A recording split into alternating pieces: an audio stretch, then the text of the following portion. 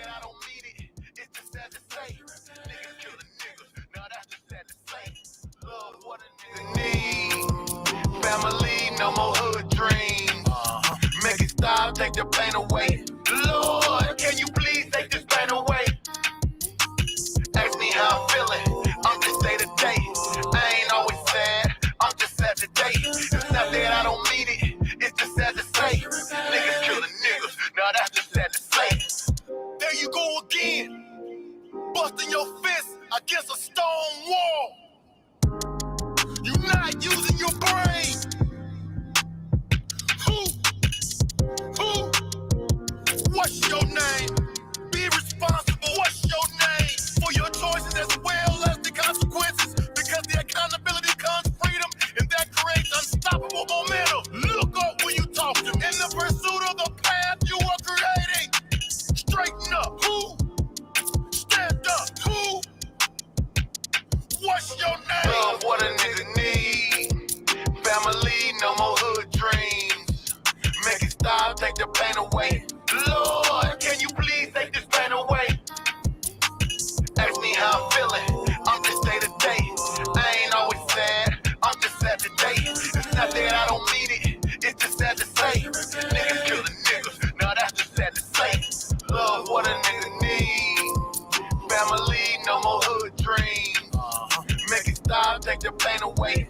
Lord, can you please take this pain away? Ask me how I'm feeling. I'm just day to day. I ain't always sad. I'm just sad today. It's not that I don't mean it. It's just sad to say. Niggas killing niggas. Now that's just sad to say.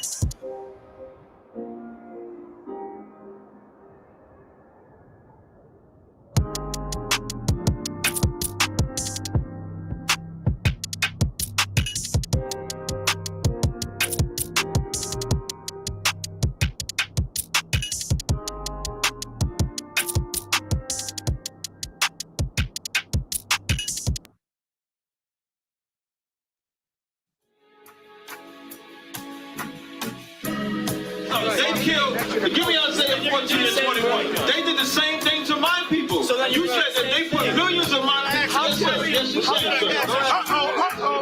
Should a murderer go to jail for murdering? Absolutely. Should a thief go to jail when he steals? Absolutely. Should a robber pay back the money he robbed? Absolutely. So why shouldn't the white man pay for what he did? That's right. That's right. One day you'll see just how it feels. Payback is a dog. It's a dog. Payback is a dog. It's a dog. Payback is a dog. It's a dog. Payback is a dog. It's a dog.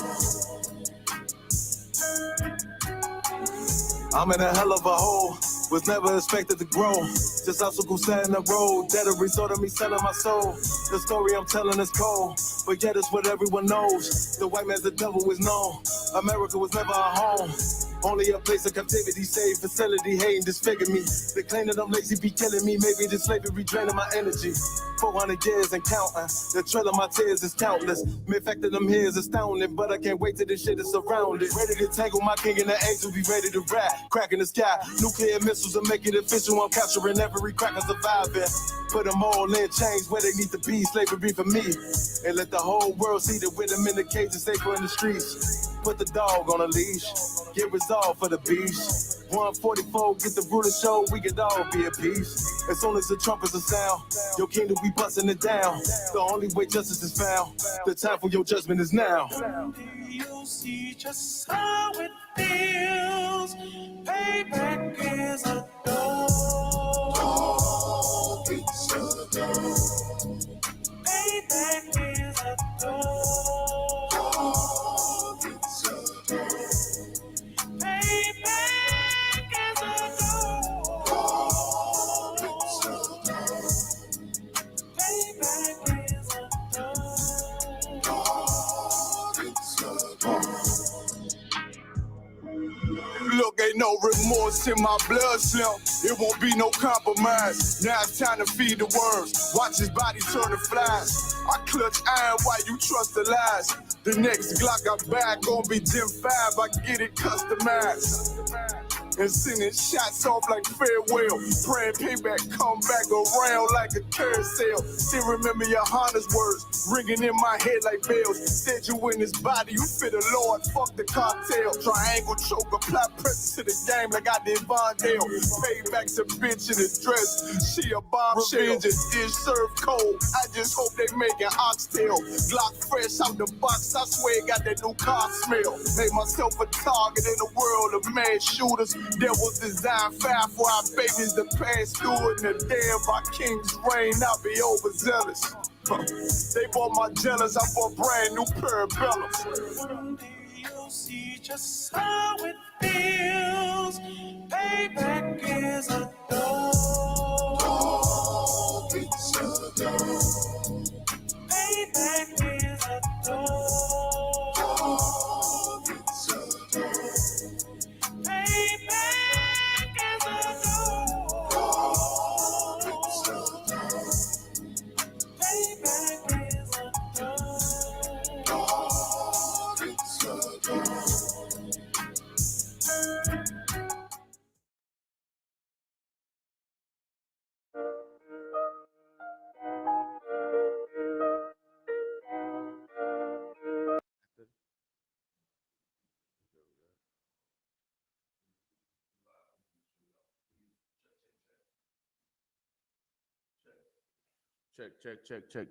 Check. Mic check. Check. Money. Yeah, yours needs to be up higher. All right. Check. Check. Most high Christ. Clap it up. We live, man. Get it. What's going on? What's up? Most high Christ, man. All right. Let's get it, man. Shalom. Shalom, Fayetteville, man, and surrounding areas of whoever watching, man. This is the I.S.U.P.K under Commander General YAHANNA. I'm Preaching Officer Batazarwan YAHANNA of the I.S.U.P.K, man. Started out at 1 West 125th Street, Harlem, New York. We are not affiliated with any other Hebrew Israelite group. So if you see them purples with them fringes on the bottom, that's not us. You see them red candy canes, that is not us. You see them brothers switching when they walk, that is not us. You know what I mean? That is not us. See them brothers with any crosses on their neck, that's not us. You know what I'm saying? That's right. We serve the Lord and the Lord only. You feel me? And we move how the Lord ordained us to move, man. Today we're gonna get into it. We're gonna get into a topic, spicy topic, man. I might get booted off the internet, you know what I mean? I might get what you call it, black ball. Is that what they say? Mm-hmm. Yeah, but we gotta pull it, man. We gotta get into it. And we gotta really pull it out. You know what I mean? Pause. You know what I mean? But it's something that we have to talk about, especially as if we truly and honestly do want Blacks, Hispanics, and Native American Indians to progress in this kingdom. You know what I mean? We're so far down at the bottom that a lot of times we don't see a way that we can climb out of the struggle or the whole hellhole that we're in. You know what I mean? We're still suffering and dying at the hands of the oppressor. We're still struggling. We're still, you know what I mean, addicted to drugs. We're still the lowest of the totem pole in this kingdom, man. So the way that we can get out of that is just by listening to the Lord and doing what the Lord told us to do, man. And one thing that the Lord told us to do is not be sodomites, right? Now, what is a sodomite? If we can we get that definition of what is a sodomite? The Lord commanded us not to be a sodomite, right? Commanded us not to be a sodomite. And the crazy thing about it is nothing that's happening today in today's society has never happened. Like nothing that you see today is new. You know what I'm saying? Like the scripture says, there's nothing new under the sun. So, like, if I may, can I get that scripture? About when you can. Like the scriptures tell you that, man. Like there's nothing that you seeing today. There's no kind of conflicts that you're seeing. There's no kind of squabbles. There's no kind of altercations. There's no kind of good news. There's nothing new under the sun. You know what I mean? It's always happening. It's always been happening, and it's going to always continue to happen. You got that other one? Go ahead when you get it. The book Ecclesiastes, chapter 1, verse 9. The thing that hath been it is that which shall be. Meaning the things in the past is going to happen again. Go ahead. And that which is done is that which shall be done. And the things that we're doing now, it has already been done. Go ahead. And there is no new thing under the sun. There is no new thing under the sun, man. So you see these alternative lifestyleians going around living their alternative lifestyle, pushing it on people, pushing it on our children. It's happened before, man. It happened all throughout the Bible. It happened all throughout history. It's never going to stop until we see it is important enough for us to stop it. You get what I'm saying? Like people deem it important for them to get their bills paid. People deem it important for them to put food on the table. People deem it important for their children to obey them, right? But they don't deem it important for everyone to follow the Lord. You get what I'm saying? If we put that above all things that we want in life, the houses, the cars, the women, and all that, if we put serving the man, the Most High that made us, that created us all, if we put him first, we'll realize that everything else will fall in line. Right. But we choose to put our lust, our sexual deviancies, our wants above what we need, and what we need are these law, statutes, and commandments, man. That's right. So we're gonna get it. We're gonna start in the book of Jude, man. Start in the book of Jude. Now this is the New Testament, right? This is a letter written to the Epistle of Jude, basically referring back to the Old Testament and letting them know like that this is not the first time that this has been done, and this is how you should live your life, as opposed these are the things you should do and shouldn't do, right? So go ahead, we're gonna pull that. Salakia, I got the definition you asked for. Oh, go ahead with that definition. You asked for the definition of sodomite as a noun, right? And this is according to Merriam-Webster. It says someone who practices sodomy, right, used as a term of abuse and disparagement for a gay person. So I went over to the Zondervan, right, Salakia, and when you go to sodomite, it says see sodomy, right? Sodomy, unnatural sexual perversion for which Sodom became noted. But it says unnatural, meaning it's not natural. This is not okay. This is not the norm. Right. This is unnatural behavior that we're displaying in this nation, man. Sodomy is an unnatural behavior. It's not natural for a man to lie with a man. It's not natural. It's not natural for a woman to lie with a woman. It's not natural, and it's not of the Lord. The Lord put a man and a woman here to procreate, right? You can't procreate with a staff and a staff, okay? You can't procreate scissoring. You know what I mean? You have to abide by some kind of law to function in any society, right? And this is a lawless society, which is why Blacks, Hispanics, and Native Americans are dysfunctional, which is why we suffer and die, which is why we can't keep our households together, which is why the black man is so weak in his own house, which is why the black woman is so loudmouth in her own house. How do we as Black, Hispanic, and Native American men, how do we think that we can lead a nation, let alone lead our children, if we can't even control our wives? Right. If we can't even be the head of our households and be over our wives. How can we do that? You can't. You can't lead nobody if you're scared of your wife. And same for the women. Like I can let's give them something to look up to, man. Let's look up to something ourselves. Let's look up to the Lord, man. Let's strive to be more like Christ. And ain't that what everybody say they want to do? They want to be more Christ-like. Right. Let's strive to do that, man. Let's give a woman something to obey, right? Giving them a righteous leader to look up to, right? Let's be stronger as men. And women, when you see that man giving them the strength, you help him. You don't hinder him. You know what I mean? Don't put the man down because he's changing his life for the better to do what Christ told him to do. He's doing it for you. He's doing it because he loves you, because he loves Christ, because he loves the Lord. He loves what the Lord put down. That's the only way that he can love you. If he don't love the Most High, who he never see, he can't love you. He can't. Same for the woman to the man. If this woman don't love the Lord, she can't love you, man. She can't. She can't. Get that when you get me Jude 1 and we'll start at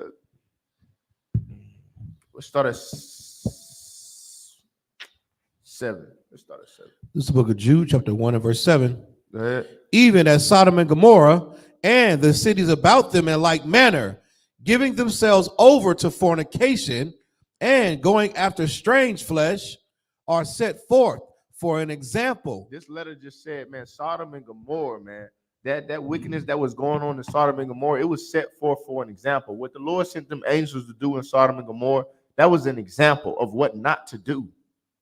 Y'all know the story of Sodom and Gomorrah? That's right. In the chat. Y'all know the story of Sodom and Gomorrah? Y'all leave some comments in the chat, man. Let me know who in here, bro. Let me know who's supporting Blacks, Hispanics, and Native American Indians. Leave some comments in the chat, man. There we go. We got Kodar in here. We got Reggie in here. Let's get it, man.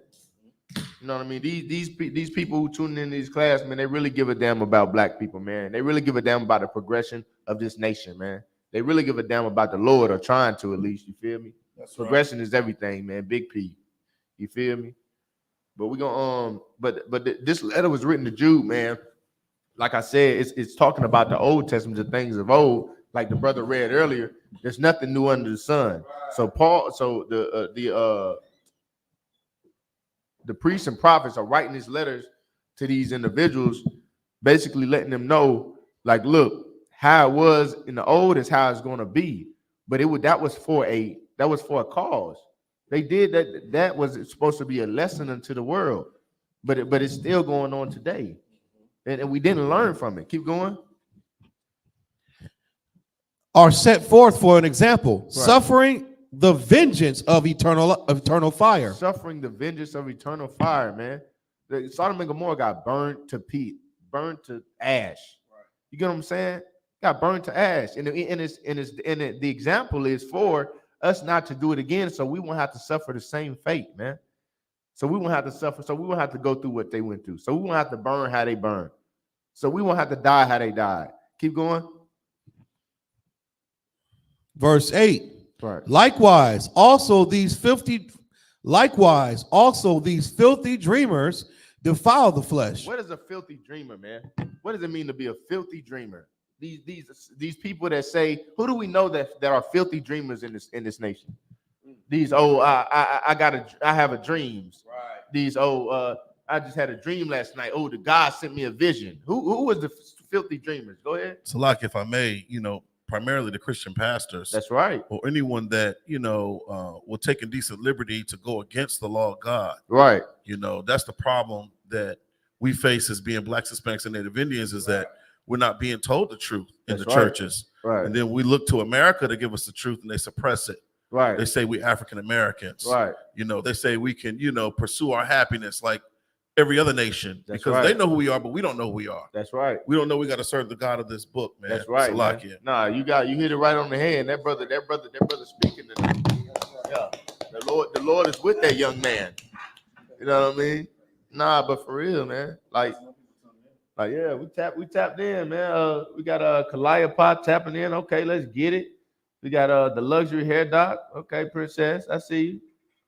Nara in here. Okay. Narizi. Okay. Let's get it, man. Tap in. Share the video, man. Share it to all your little friends and homegirls and cousins and all that. Let them tap in, man. Tell them comment in the chat, man. They disagree with what I'm saying. Tell them prove it, man. Let's get it, man. We all about proof in here, man. We serve the Lord, man. And if your pastor serve the Lord, he'll be all about proof too. That's right. Make him prove what he's saying. Same with me, man. You don't believe me? Shoot. Make me prove what I'm saying. You feel me? Let's get it. But it says, likewise, also these filthy dreamers defile the flesh, man. These filthy dreamers, man, these Christian pastors, man, these people that give you soothsaying, these Martin Luther Kings, right. These T.D. Jakes, these Eddie Longs, these filthy, have you ever been swallowed up? Right. These filthy dreamers, man, they defile the flesh, man. They defile the flesh, just as they did in Sodom and Gomorrah. Those people in Sodom and Gomorrah were wicked, filthy dreamers. Filthy dreamers, right? And so who are we to go back and spit on what Christ died for? Christ died so that we never had to be filthy dreamers again. Right. Christ died because we were filthy dreamers, and there was no kind of death or atonement that we could use to atone for our sins. That's why he died. He died because there wasn't enough damn lambs to kill. You know what I'm saying? It wasn't enough goats that we could kill. It wasn't enough first 1-year-old bulls that we could kill to atone for all the wickedness that we were doing. Right. So he was the ultimate sacrifice, the ultimate one, to show us, like, look, I'm giving my life for you. Any brother that give his life for me, man, I'm changing. You take we do some work together. Say we handle some business, something happened, and we got to go sit down, and you take some time for me. bro, I'm not never going back. I'm not never doing what I was doing before. Say we selling dope, we both get hit. You take that charge from me. I'm not never testing dope again. Right. I'm not gonna spit on what you just gave up for me. You gave up your life, your family, your wives, your kids. Why would I ever tarnish? Or why would I ever disrespect you like that? Right. Right. So I wouldn't disrespect the brother that I see every day. So why would I disrespect Christ? Right. Why would I disrespect the Most High? Huh? Why would I step on what he died for? Why would I spit on his grave? That's right. Huh? Why would I make fun of what he did? Why would I laugh and joke? I wouldn't do that, man, because I'm a man of the Lord and I love the Lord and I fear him and I'm gonna do right and I love my people. You know what I mean? Let's get it, man. Let's keep reading. This is the book of Jude, chapter 1 and verse 8. Likewise, also these filthy dreamers defile the flesh, Right. despise dominion, Right. and speak evil of dignities. And they speak evil of dignities, man. These filthy dreamers speak evil of dignities. What is speaking evil of dignities? Speaking evil against the I.S.U.P.K for trying to get people off drugs. Right. Speaking evil against the I.S.U.P.K for getting the homeless into homeless shelters and getting them a job in the ID so that they can get off the damn street. Right. Speaking evil against us for helping them immigrants from crossing the border up there in New York, what we did a few weeks ago, telling us that we should have stayed in Fayetteville. Right. Go ahead. They call us speaking against us, calling us a hate group. That's right. Telling putting us on what's that thing they got us on labeled as a hate group? The Southern Poverty Law Center labeled us as a hate group, and we ain't touched not one soul. In the Anti-Defamation League. So-called Jewish run organizations. Yeah. Yep. Jewish ran organizations label us, the real Jews, as the hate group. Ain't that something? That's crazy.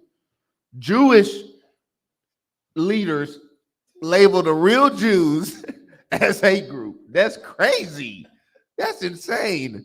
Are you serious? Come on, man. That's crazy, bro. Yeah, that's insane, man. Let's get it, man. But these filthy dreamers, man, they speak evil of dignities, man. They speak evil of us, man. Keep going on. Verse 9. All right. So I can make sure I'll give respect to my spot.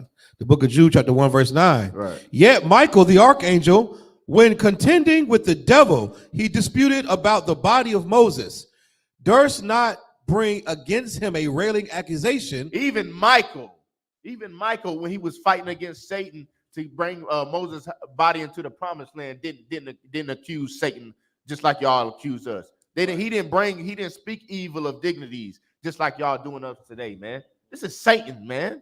Are you serious? Right. Michael didn't speak evil about Satan, and you're gonna speak evil about the preaching power of the Lord, man. You're sick. Right. Get some help. Some help. Go ahead. But said the Most High rebuked thee. The Most High rebuked thee. That's all he said, man. That's all he said. He didn't speak evil dignity. He didn't bring up lies and conspiracies against him. He told the truth, man. And if you're gonna say something about us, man, tell the truth, man. Tell about how we get our mamas and daddies off of crack cocaine. Tell us about how we get them strippers out the strip club. Tell us about how we feed the homeless, man. Tell us about how we make the weak strong. Tell us about that. Tell us about how we get them people off drugs. Tell us about how we give black men, Hispanic men, and Native American men jobs when they get out of prison, a way out. Right. Tell us how we help them get their GEDs, man. Tell it. Let's talk about that. Tell the truth. Tell them how we get the drug dealers off the corner, so now your mama don't got to get high all the damn time, or your children ain't subsequent to go and sell drugs themselves. Tell them that. Let's tell the truth. If you're gonna say something, but nah, you'll rather speak evil. You'll rather speak evil of dignities. That's what you'll rather do, man. What evil? Who else spoke evil of dignity? Who did they speak evil of dignities about in Sodom and Gomorrah? Who did they speak evil of dignities to? Oh, they spoken to Lot. Mm-hmm. Damn right. They spoke evil of dignities to Lot. Let's go ahead and get that story, man. I think it's Sodom and Gomorrah is Genesis 19:1. All right. Let's get it, man. They spoke evil, man. Evil dignities. Evil dignities, man. This world is a wicked place, man. And we saving them one black, Hispanic, and Native American man at a time. Slow and easy does it. You feel me? This is the book of Genesis, chapter 19 and verse 1. Right. And there came two angels to Sodom at even, and Lot sat in the gate of Sodom.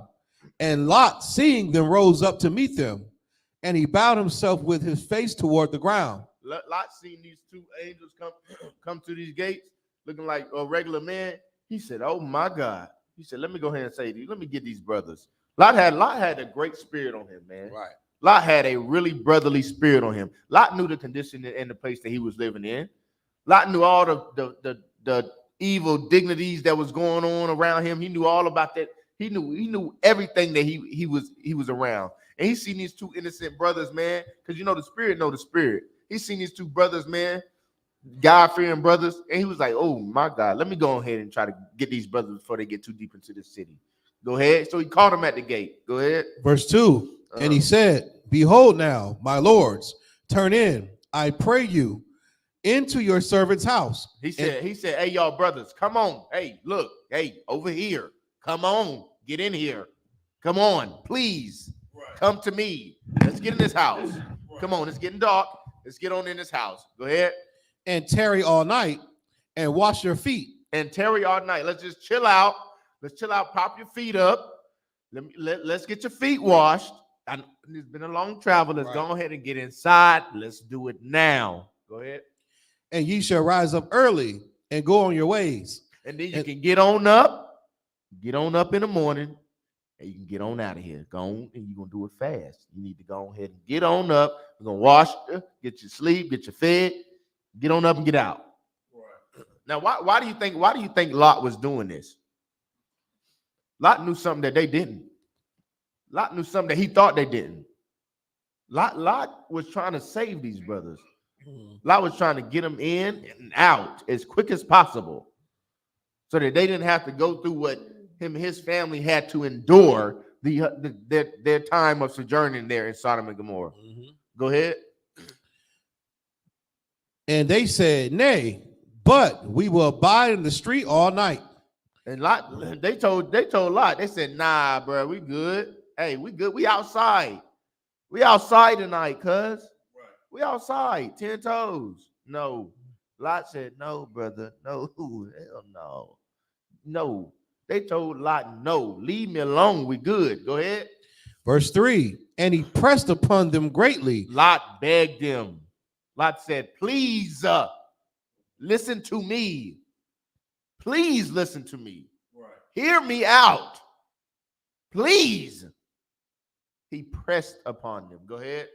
"And they turned unto him and entered into his house, and he made them a feast." Lot pressed them so hard, man. They eventually gave in and said, "You know what, man? I'm gonna go ahead in." Now these angels, they already know what's going on, right? But Lot being so brotherly, man, so brotherly to these angels, he's showing the most. This is more brotherhood than you'll get from a regular brother on the street today, man. Lot was a real brother trying to save these men's life that he never knew. He was entertaining angels unaware. That's why you should always be kind to people, because you never know who you gonna run into. Salaki, can I get that scripture? Entertain angels unaware. You never know, man. You never know. That's why, and it's an order to be kind. I don't know if you people out there knew that. You're ordered to be kind. Keep them safe. That's right, Reggie. He was trying to keep them safe. Yes. We're ordered to be kind. Go ahead. This is the book of Hebrews, chapter 13, verse 2. "Be not forgetful to entertain strangers." Be not forgetful to entertain strangers. Why? "For thereby some have entertained angels unawares." Some of you in this world, man, who can hear the sound of my voice, man, y'all have entertained angels unaware. Unaware. That one lady that you spit at on the side of the road, the one lady that you didn't get that $2 out of the bunch of 6, that one person that you passed by and was like, "I'm gonna keep my money for him and go give it to the next." You didn't entertain angels unaware. That one drunk that you just was like, "Ooh, get away from me" at the stoplight. That one old lady in the store who you ain't helping with her groceries when her back was goddamn hooked like a question mark, and you seen her struggling. You entertain angels unaware, man. That's why you should always be kind and always strive to be Christ-like. That's right. Go ahead.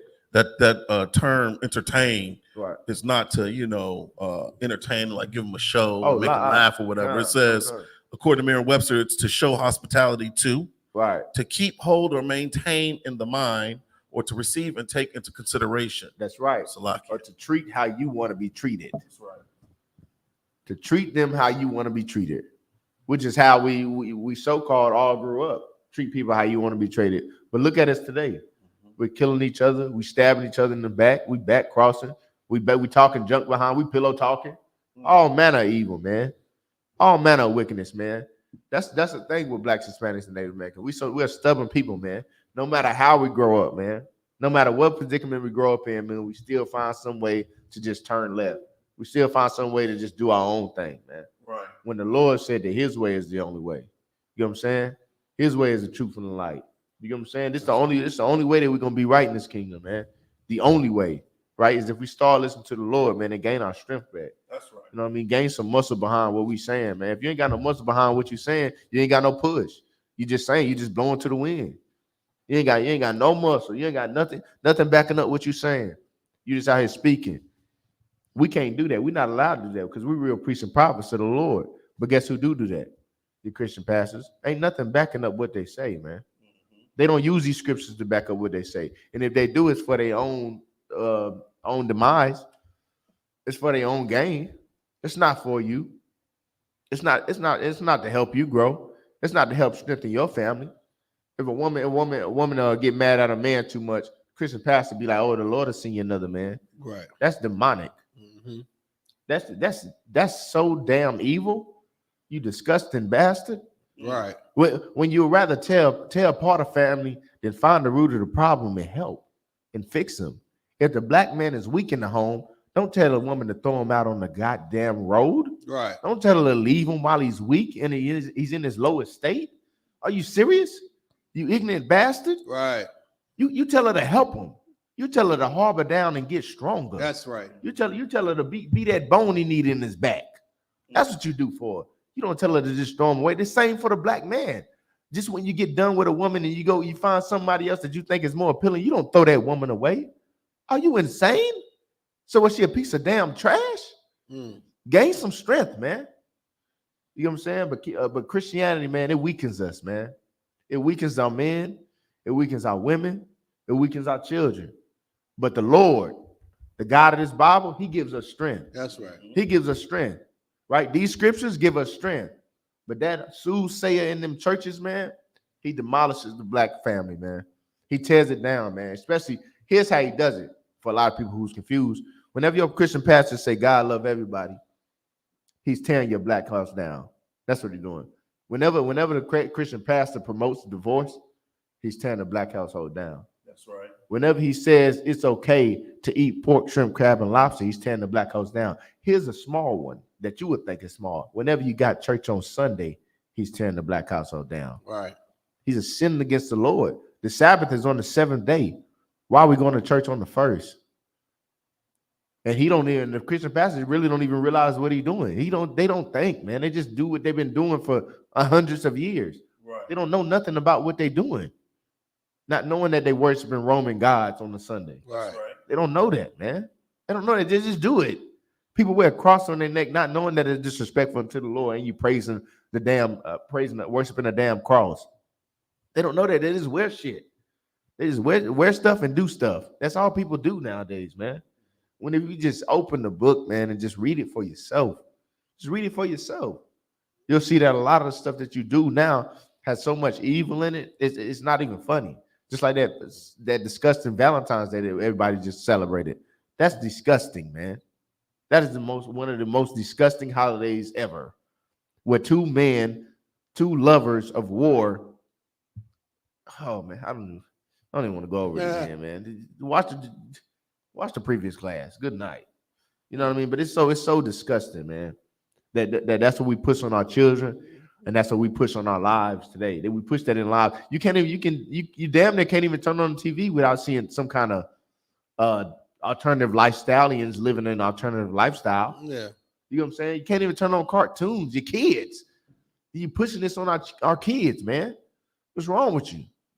I know what's wrong with you. You don't got the Lord in you. And you never had them. You don't know these scriptures. And you never did. You won't taught the scriptures. You won't taught them until now. Right. Until now. But go ahead, continue. We're in the book of Genesis, chapter 19 and verse 3. And he pressed upon them greatly, and they turned in unto him and entered into his house, and he made them a feast and did bake unleavened bread, and they did eat. Right. Verse 4. So he cooked them a meal, man. He brought them in his house. This is like that's more, what they call it, Southern hospitality. Brought him in his house, man. Propped his feet up, cooked him a meal, man. Go ahead. Verse 4. But before they lay down, the men of the city, even the men of Sodom, compassed the house round. Oh man. Both old and young. Oh man, here we go. All the people from every quarter. Here's what's happening. So they in there, they laying there, and they about to go to sleep, right? They turn the lamps down, they about to go to sleep.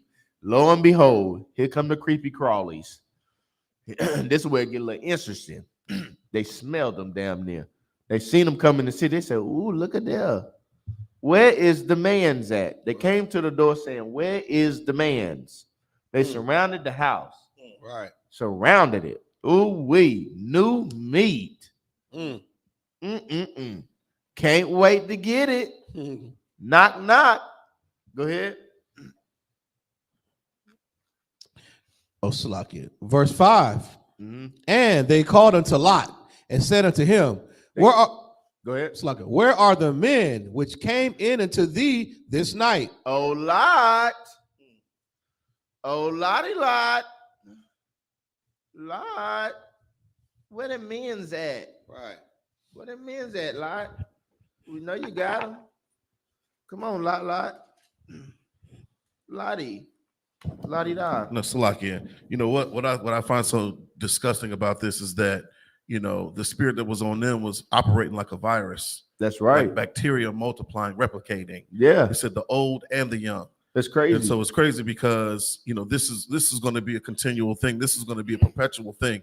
Right. When it came down to any offspring, any male offspring that were found within the city, within the gates of Sodom. Right. You know, and so it's like, no, the Lord had to cut this place off. He had to cut the water off in Lot. In Sodom and Gomorrah. Right. It had to happen. And that's heavy that you said that, because the Lord knew that it had to happen, but the Lord was giving Abraham a chance to prove that that somebody could be saved in there, right? Right. So the Lord allowed it. The Lord allowed the angels to go down there and see if they could save somebody, right? Anybody. They're going to save the believers. And that's what they ran into. They ran into a city full of a virus. That's all alternative lifestyle is. It's just a virus. It's a virus of the brain. It's a what's a cool thing? It's a cool thing to do now. It's a fad. It's a fad. Everybody want to be it. Everybody want to be a alternative lifestyle. Everybody want to wear purple and fringes on the bottom of their shirt. Everybody want to do things like that. Salakia, Trooper Kodar said pause. Pause. He said purple. Nah, but for real, man. Everybody want to do it, man, and it's poison. It's like you said, it's like a virus. It's like poison. Right. It's poison, man. And the only way that you can cleanse this kind of poison is not a serum. Something gotta burn, just like Sodom and Gomorrah. Right. That's why Christ got to come back and handle his business. You heard me? They got to do what he said he gonna come to do. You feel me? So these men, they surrounding this brother in his house with these angels and his whole family, and they like, Jody, open the door. So they knocking. They like, yo, hey, where the man's at? Let's see what's up with them. Go ahead. That's crazy. Suck you. Both old and young, and all the people for every quarter. Okay, I'm down here. The old and the young. That means the daddies and the sons out there. Right. Verse 5. And they called unto Lot and said unto him, where are the men which came in unto thee this night? Bring them out unto us, that we may know them. He said, hey, look, them boys, them men that went in the house, bring them out here so we can talk to them. We just want to talk. We just want to have a little chitty chat. We just want to chop it up. Go ahead. Verse 6. And Lot went out at the door unto them and shut the door after him and said, I pray you, brethren, do not so wickedly. He said, I pray you, brother. Lot, what did he do? Read that again. So these men, they came to the house. They trying to get these new men that they seen coming to this city of wickedness. some new meat. That's why they was going crazy. They going crazy over shit like that. They going crazy because there's some new meat in the city. New meat. They going crazy over this man's house. Lot said, no, Salaki. They knock on the door. They like, Lot, open up. Let us have a way with these men. Go ahead. And what did Lot say? And when the bring them out unto us that we may know them. Right. And Lot went out at the door unto them and shut the door after him. Lot went outside. Lot said, oh, hell no. Lot said, look, man. Lot walked outside, closed the door behind him. He shut the door. These men in there trying to go to sleep. And y'all trying to take their tails. Y'all booty bandits. They trying to saddle up and take these men. These strange men, what you got to learn about this kind of behavior, this is a peculiar behavior. This is a strange behavior. That's why in today's society, we look at that as a mental disorder. It's a mental disorder. It's a strange and peculiar behavior for a man to want another man's tail. Right. That's strange and very peculiar behavior. That's not normal. That's not normal. Go ahead. Salaki, I always wondered about, just Lot and his position in that city. And, I'm sure that they probably made passes at him. Right. Because he was a righteous man. Right. He was long suffering with them, right. But for him to go outside amidst that, the spirit that they had on them, to get in the house, to get at them boys and close the door behind him, he put himself between those angels and, imminent harm. Right. So I just always wondered, like, what the hell was Lot doing in Sodom? Since it was so wicked, since it was so evil. Right. I always wondered about that. Right. Salaki. Nah, you hit it right on the head, man. You hit it right on the head. Who you hit it right on the head? Salaki. Pause. Salaki, but that speaks volumes about us today. Right. Because that's us in the I.S.U.P.K. We're the men that are striving for masculinity. We're striving, we're the only ones teaching men that they can have another wife, but showing them how to do it righteously. That's right. And it's nothing out of bounds because we're doing it all according to what the Bible says. Right. So everybody else around us, June, Pride Month, you see rainbow flags everywhere and outside of every business. Can't even buy your kids Skittles because they put it on the bag of Skittles. Right. They're promoting this deviant, lascivious virus, or this practice of the LGBTQ, whatever. That's right. And so it's like our only safeguard is us keeping these laws, statutes, commandments. So that's what I only can attribute to Lot, is the fact that, he knew who the Lord was and he knew how to walk according to these laws, statutes, commandments. No, that's right. In hell, literally. Salakia. That's right. No, get that brother hand, man. Right. That's right, man. Lot had a spirit on him, man. Lot had a different kind of peculiar spirit, man. His spirit was of the Lord. You know what I'm saying? Right. He fought his demons. He was in the midst of all that. Imagine what Lot was going through. Oh my goodness. It's a scripture I'm trying to think about. It's a wicked,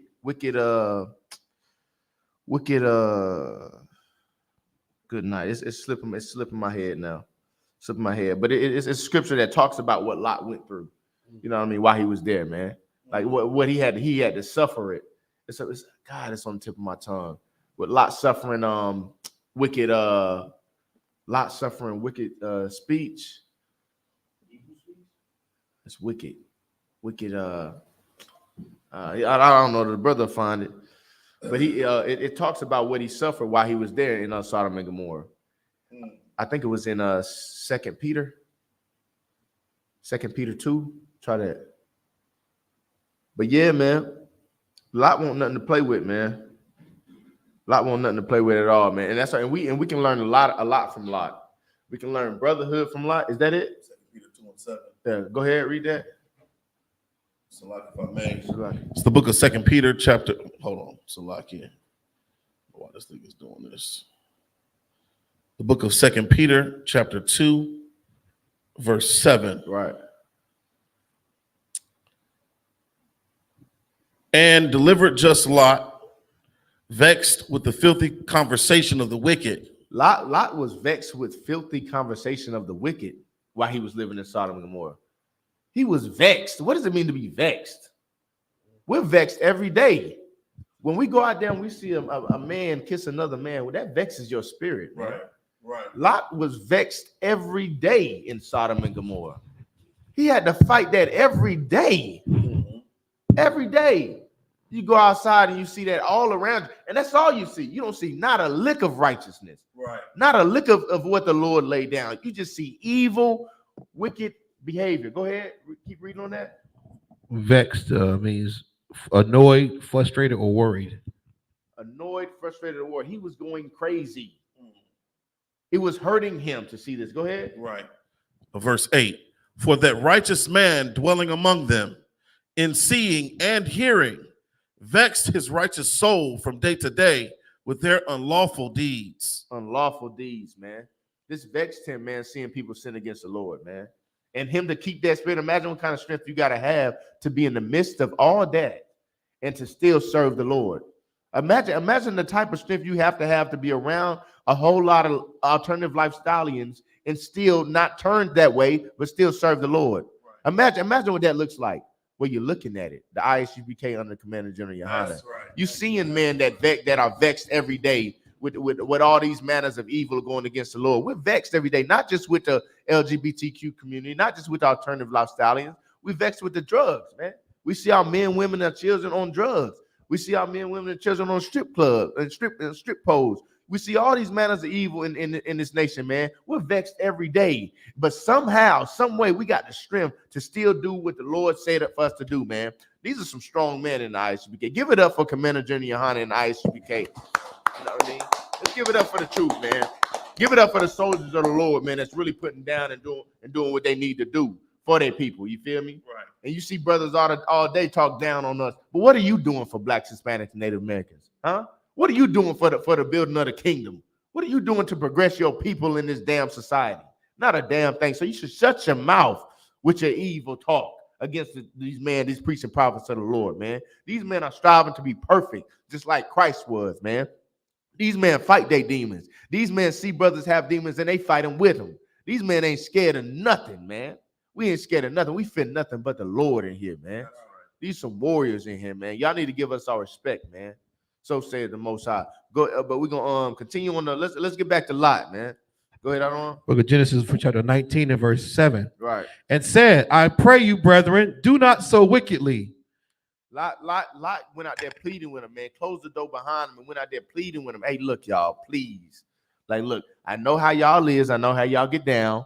But just leave these brothers alone. Go ahead. Verse 8, behold, now I have two daughters. My God. You go ahead. Behold, now I have two daughters which have not known man. Oh, my God. Lot went out there lying. He said he got two daughters which have not known a man. Let me give you my daughters. His daughters was married. Don't know if you know that. His daughters had husbands. His son, he had sons-in-laws living with him. His daughters was he doing everything he can so that they would not continue in their sin. He's doing whatever he can do so that they would not continue in his sin. Whatever he can. Was he right for doing it? No, he was not right. You should not give your daughter unto savages who want to rape and rob and do whatever they want to do with any hole that they can find. You should not do it. But the spirit behind Lot doing that, good God, man. The strength that you would have to give up your daughter, I couldn't do it. I wouldn't do it. But you got to look at the whole thing, man. He's trying to get these people to stop doing sodomy. Stop it. Get out of that. Leave it alone. You have a woman. Here's a lady. Have my daughters. Go ahead. But do, Slucky, I have two daughters which have not known man. Let me, I pray you, bring them out unto you, and do ye to them as is good in your eyes. Look, man, here, take my daughters, have a way with them. You can have them here. Good punana. Take it. Go ahead. Only unto these men do nothing, for therefore came they under the shadow of my roof. Just whatever you do, you can have my daughters. Do what you will with my blood, my flesh of my flesh. Just do not touch these men, please. Go ahead. What'd they say? And they said, stand back. And they said again, this one fellow came in to sojourn. They said, get back, boy. We want them men's. We don't want no woman tail. We want man's butt. That's what we want. We're booty warriors. We don't want no woman. Give us the man. Give us the man. How dare you come over here and do what? What did he say? He sojourned. Came in to sojourn. Uh-huh. And he will needs be a judge. How dare you come over here? You come into our city. Nigga, you know where you at. You come into our town. You came to stay with us. You heard about this place? You know what go on in the corners and in the middle of the roads. You know what go on behind your house, around your house, in front of your house. You see us. You see how we walk, how we wear these fringes on the bottom of our shirt. You see how we moving. Right. You see us.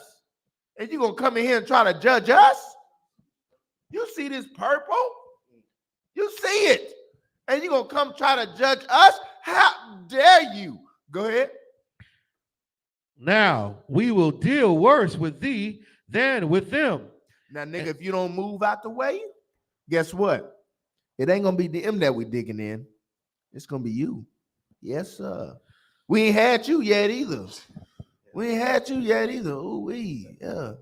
Yeah, if you don't hand over them men's, we gonna have at it with you, Mr. Lot. Go ahead. So, like, if I may, Lot, he had what we understand in the school is called charity. You know, Lot understood the tenets of brotherhood. That's right. I just want to give you the definition of charity real quick. Hit it up. Donovan.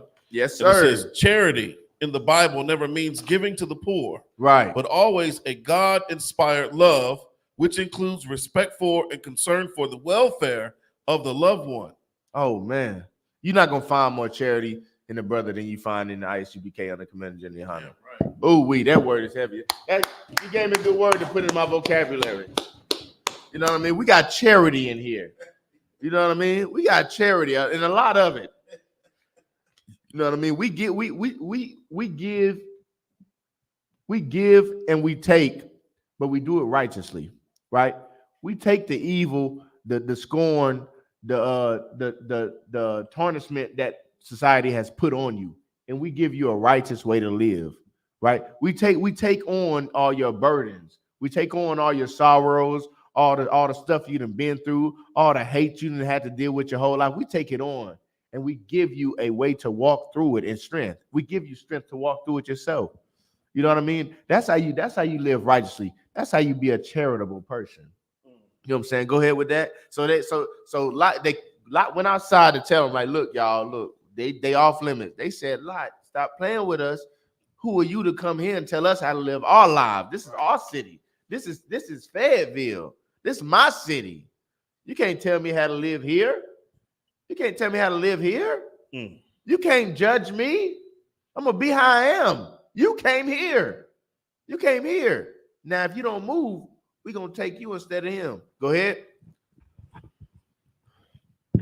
And Slucky, then with them, and they pressed sore upon the man, even Lot, and came near to break the door. They trying to push Lot out the way to get to these men. Now they fight. Now they in a tussle.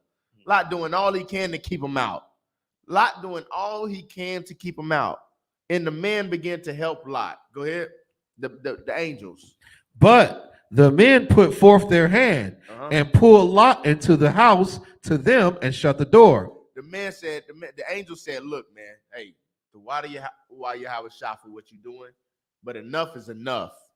Enough is enough, right? The Lord sent them. Why did the Lord send the angels there in the first place? To destroy Sodom and Gomorrah, right? For what it was going on. To destroy them because they had LGBTQ communities all throughout. To destroy them because they was living alternative lifestyles. To destroy them because they hate procreating. To destroy them because they hate the Most High power. To destroy them because they disobeyed every damn law that the Lord laid down, which is what America does today. What laws of the Bible does America follow today? I'll wait. Type it in the chat. What laws does America follow today? What laws? Just of the Bible? Give me like one or two, and it can't be paying tithes. That can't be it. What laws do your Christian church abide by today?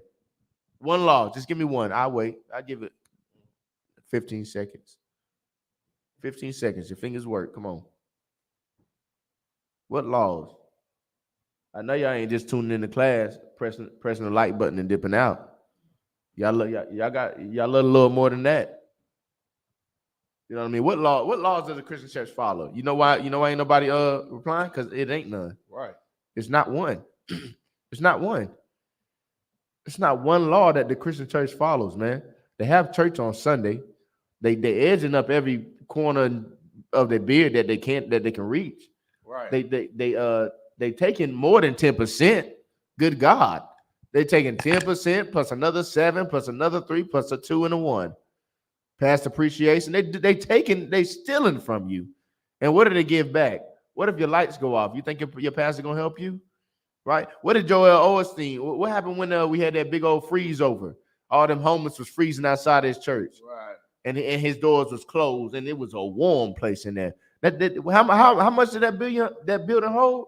That building hold about a couple thousand people at least. Right. And you telling me you couldn't open it for a day to save some lives? You goddamn wicked bastard. You hate the Lord and you hate the Lord's people. And you don't want better for ourselves. You'd rather us starve and you get large. You love making money. You Christian pastors, man, and you leaders of America. You love making money off of our suffering. That's right. You love making money off of our turmoil, of our oppression. You love it. You love it. It makes you happy inside. Imagine if the roles were switched. Imagine if we made money off of your oppression. Imagine if we made money off of your depression, your suffering, off of your backs. Imagine how that would feel. You can't imagine it, but you will one day. You will when Christ come back and turn this whole place around. Just the same way they had to clean Sodom and Gomorrah is the same way that the Most High gonna have to clean America, man. Right. The same exact way, man. Because we're doing everything that we was doing back then, man. We're doing everything. Everything. There's nothing new under the sun, like the brother read earlier. Go ahead with that. Verse 11. And they smote the men that were at the door of the house with blindness. These angels, man, they said enough is enough, man. So they went ahead and they blinded these men at the door, man. They blinded all them sodomites surrounding that house. Right? Go ahead. They smote the men at the door of the house with blindness, both small and great, so that they were wearied themselves to find the door. Right. So the men couldn't see nothing. They out there holding their eyes with their hand out. Like such. Blind. Go ahead. Verse 12. And the men said unto Lot, hast thou here any besides son-in-law, and thy sons, and thy daughters, and whatsoever thou hast in the city, bring them out of this place. Bring them out of this place. Is there anybody in here other than your son-in-laws and your daughters and your son? Anybody in here other than them? Nope. All right. Y'all get the hell out of here, man. Get the hell out of here. When the sun rises, we need to be gone. Go ahead. For we will destroy this place. Slakia. Whatsoever thou hast in the city, bring them out of this place. Bring them out. Get your family and get the hell out. Get all of them and get the hell out. For we will destroy this place, because the cry of them is waxing great before the face of the Most High, and the Most High has sent us to destroy it. What does it mean that the cry of them is waxing great? What does that mean? What does waxing mean? Can we get that? The cry of them is waxing great before the face of the Lord, and the Lord have sent us to destroy it. It's wild, man. I think it's probably his honor. Let me see. It's wild, man. Waxing great. Waxing means like increasingly. Increasing. But yes. I think it's let me look at the definition. I think it's I don't have the Bible dictionary. It's probably right. So the cries are loud, basically, man. This city has been crying loud to be saved, right? This city has been crying out loud to be saved, man. And the only way to do it is to destroy it. The Lord has sent us to destroy it. Go ahead. 14. Verse 14. Uh-huh. And Lot went out and spake unto his son-in-law, which married his daughters, and said, Up, get you out of this place, for the Lord will destroy this city. But he seemed as one that mocked unto his sons-in-law. Moral of the story, the Lord is going to destroy America the same way he destroyed Sodom and Gomorrah. Why? Because America is exactly like Sodom and Gomorrah. It's no different. Go ahead. So, like, I just want to revisit a comment that Trooper Quadar posted. He says, does that mean that the sons-in-law was paused too? Because they didn't take heed to Lot beckoning them to leave the city. Nah, it just said that he didn't take. Shalaki, go ahead. What'd you say? No, because Trooper Quadar asked the question. He says, does that mean that the sons-in-law was paused too? Talking about Lot's son-in-laws. What do you mean pause? It was a Community. Oh, Lot. LGBTQ. No. So Lot's household was a righteous household. He was the leader of his house. He ran his house like the black man should run his house. His house was in order under him. So no, his sons-in-laws were not sweetened, if that makes sense. But I would have to say, go ahead. But I wouldn't. Like, it doesn't say though. Most High in Christ. But it doesn't say. Most High in Christ. We can talk about hypotheticals. Yeah, hypotheticals. Yeah, but they chose to stay in Sodom. Right. It don't say. It just says that they didn't take him serious. Right. They mocked him because of the wild story about angels showing up and right. You know they're gonna destroy the city tomorrow. They know. The rumor was how merciful the Most High was. Right. So they already know the Most High is a merciful God. Right. That's one of his great attributes. So destroying the whole city, they probably was like, nah. Right. Like Christians do when we tell them about World War III now. It's not the same thing. Right. Like what? No, we gonna be in church Sunday. Yeah. Before your answer, I wouldn't say that they were sweet, but I wouldn't say that they weren't sweet. But I would assume they weren't sweet because of their father-in-law. But you can't tell. The Bible doesn't say. So like I was about to say that when you talk about the strength of Lot, as a just a preaching prophet of the Lord, right? You're gonna have those that see the miracle that the Most High done placed in your life as giving you that zeal of leadership. You understand? Right. And be able to, and they're gonna rock with you. Right. They're gonna rock with you all the way up until they come into the point where it's something that they want to do. That's right. The same way we talk about the son-in-laws. Right. Remember, Lot wife also did what? She turned around. She followed him all the way out. She followed him all the way out. And then she got that spirit of nostalgia and thought she was going to be missing out on something. That's right. That was his wife. That's right. Was she partaking in anything? It's just that thing that spirit that we all have to fight. Right. And understand, like, we're not losing nothing by separating ourselves from the world. That's right. Don't feel bad one day when your birthday come around, right, and you just wishing somebody to send you a text. After a little while, you being in the truth, you stop getting them happy birthday texts. You forget your birthday. You forget but don't be that brother or sister that look down at your phone and be like, ain't nobody send me no birthday text today. Right. You looking for it. Right. You understand? Damn right. Don't fall victim to looking for something you shouldn't even enjoy in the first goddamn place. That's right. So when you talk about Lot's sons, like Bunkyard said, it don't necessarily goes into it. Right. You understand? It don't necessarily talk about what his wife turned around for. Right. The point is, it's an example for us to learn, like, there's nothing new under the sun. That's right. Don't be fooled by whatever you feel. That's right. This is what we should be doing based on what Lot did.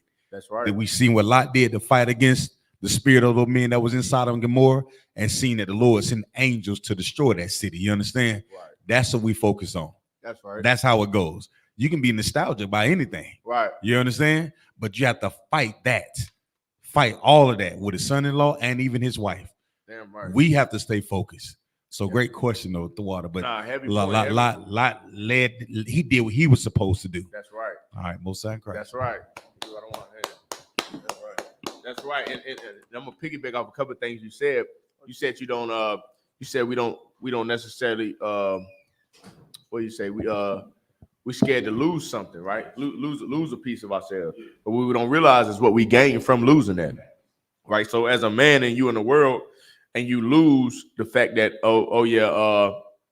I got to give up these certain things or whatever, and I know that I might lose the love of my wife or my family or my sister, my brother, but you gain the love of the Lord, right? So what's more important?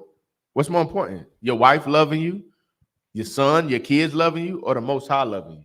the one that made them. Who you put first? You put the kids and wives over the Most High, and what do you want? Because you're scared to lose something. You're losing what you're gonna gain. People don't see that, man. People don't see, and people so scared, man, to admit like that they're wrong. People so scared to admit that they need to change that they'll never do it. People hate seeing the fault in how they move. They hate it. People hate admit when they're wrong. Everyone does. But it's a thing that you gain when you come around people that do what you're scared to do. It's a thing you gotta learn how to do when you go around people that do that thing. If you're somebody who lies a lot, right, and you can't help lying, go around somebody who fought that same demon. If you're somebody that smokes weed and crack all the time and you can't stop doing drugs to save your life, how about you come in here and find a brother or sister that went through it with you? Because there's plenty of them. There's plenty of them, and they'll give you that strength. You'll gain strength on how to combat that, on how to fight against that. Give me speaking on that, man. We're gonna get people think, go to Proverbs 14 and 12.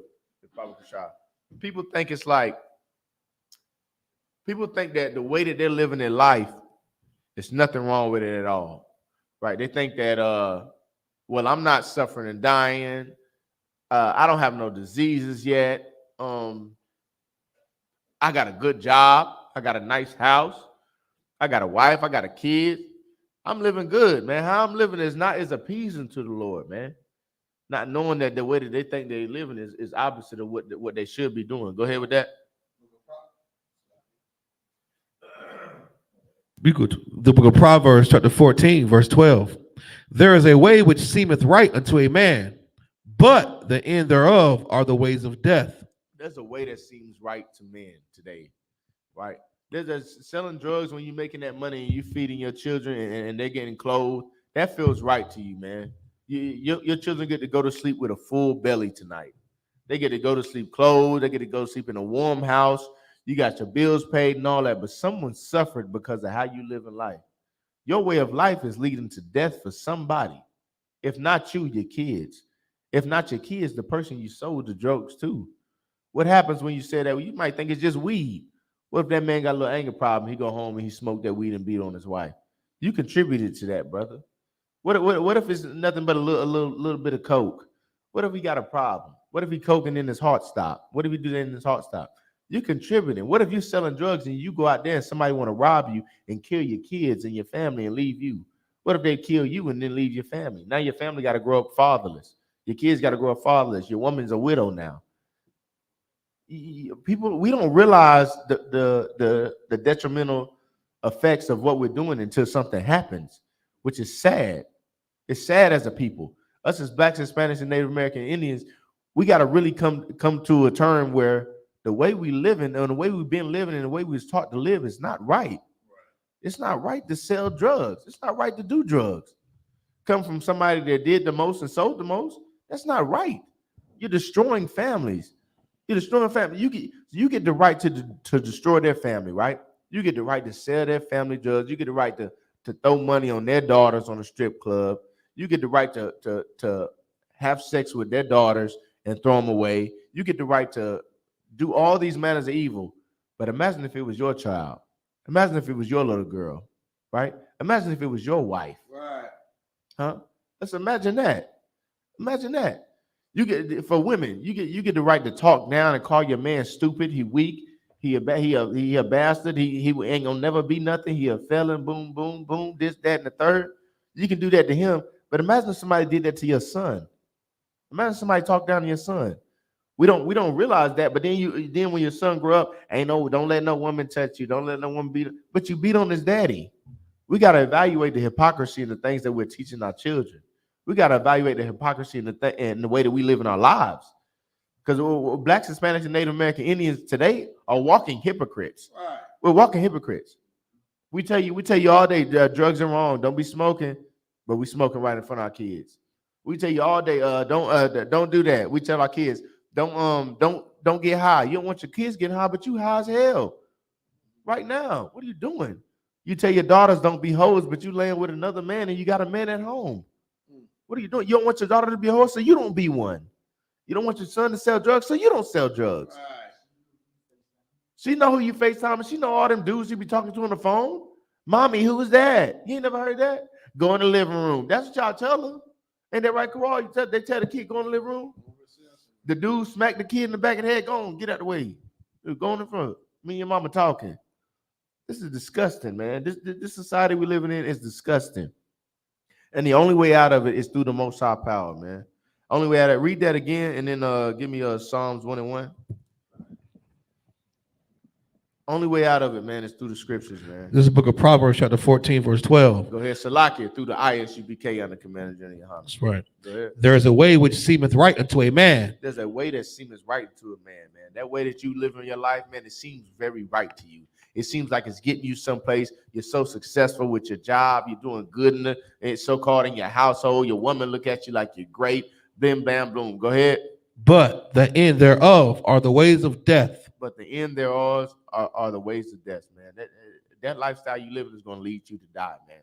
Lord willing, it'll be you instead of your kids. But the Lord do what he want, man. He'll take your kids from you.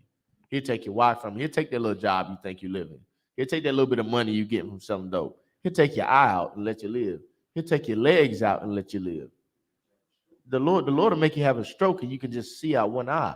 And you got to live like that. You can't kill yourself. I know you want to end your suffering, but the Lord will make you live through it. You gotta really think about these things, man. Go ahead. So like you guys 1 and 1. Oh no, Go some ahead. comments. Trooper Darash Amath says America is worse than Sodom and Gomorrah. Women look like men and men look like women. Damn right. Damn right. I'll tell you what, it's not worse. It's exactly the same. It's exactly the same. You think them men won't doing drag back then? What's that scripture we read in the beginning? There's nothing new under the sun. There's nothing new under the sun. What you see now is what you've seen in Sodom and Gomorrah, Darash. They just changed the natural affection of a woman. That's all they did. That's all they did. It's more chemically balanced now. Right. They just cleaned it up some. Go ahead. And then you got Trooper Quadar says, I asked because Genesis 19:8 said his daughters did not know man.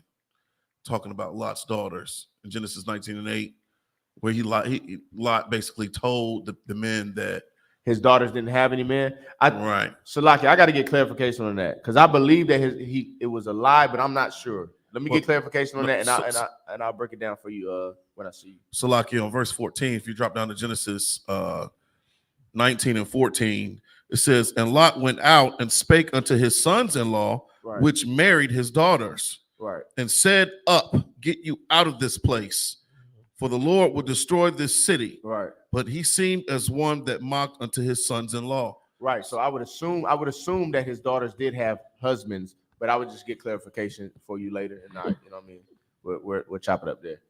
But I believe that they were married to those men, but like you said, he did say that his daughters were unwedded. So not knowing, man. So I would assume that he lied to try to save the brothers, but I'll get clarification. Right.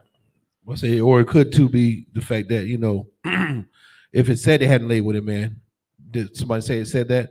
Well, you know, marriage, it could be a spouse. It could be the two men that were courting his daughters. Yeah, because that's still the same thing. Right. Meaning, I mean, in law, I get after the sex, but it's a sin to even commit adultery. You're committing adultery if you mess with a woman who's a spouse to a man. That is adultery. So if this brother's courting this sister or promised all married people, maybe he promised these daughters off to the husband. It could be that, you know. Right. So that still means he would consider them as his son-in-laws because they're already promised to him. Right. So I'll just get clarification for you, Darash. We'll chop it up. Give me, Psalms 1 and 1. Trooper Kadar Shalaki. Book of Psalms. Come.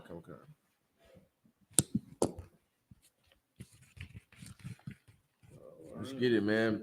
Beautiful class, though, man. I'm glad everybody tuning in, man. Really kind of tapping into the class, man. Asking questions and stuff, man. I appreciate y'all, brothers, man, for giving the Lord some time, man.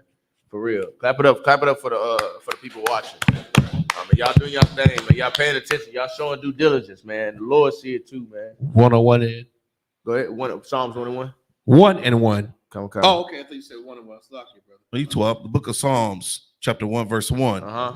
Blessed is the man that walketh not in the counsel of the ungodly. What does that mean to walk in the counsel of the ungodly? What is counsel?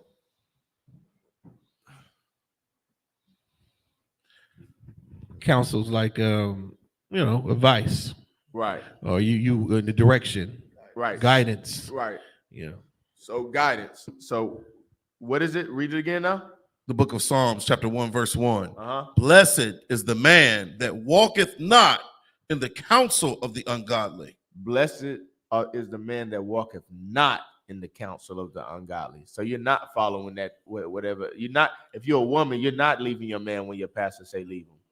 If you're a man, you're not throwing away that woman when she make you mad. You're not gonna just lay with her and throw her away. You're not gonna have a girlfriend or a boyfriend. When you lay with somebody, that's yours for life. You're ordained to keep that person.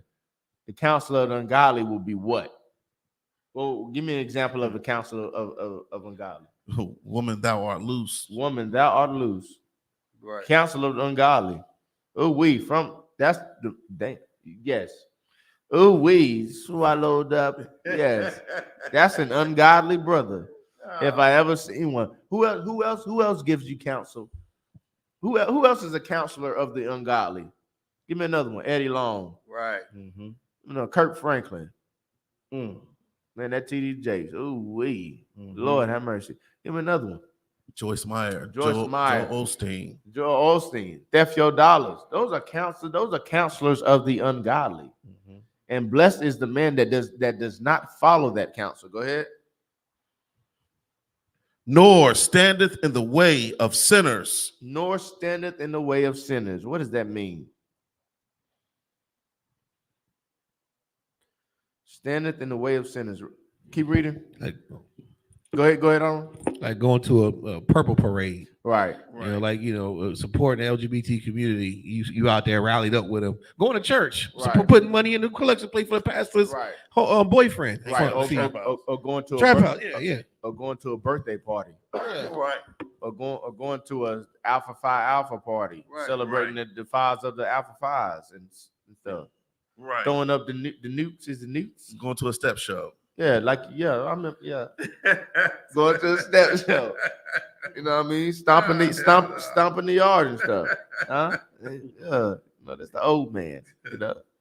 But nah, man, those are the way of the ungodly. Go ahead.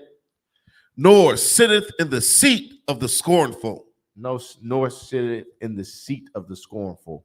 Who is the scornful? Your pastors, man. Those people that tell you it's okay to be LGBTQ. Those people that tell you it's okay to leave your man. Hey, I'm sick of him. He ain't got no money. He broke. Right. Can't be with me. He broke.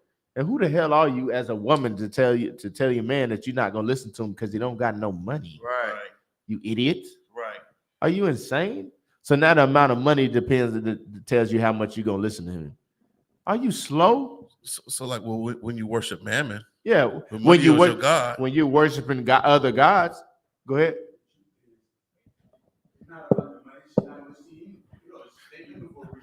That's right. Yeah, give out one on hand. Hey, look, it ain't even about the money, because even if you're a millionaire, she's still gonna do what she want and not shut up when you tell her to.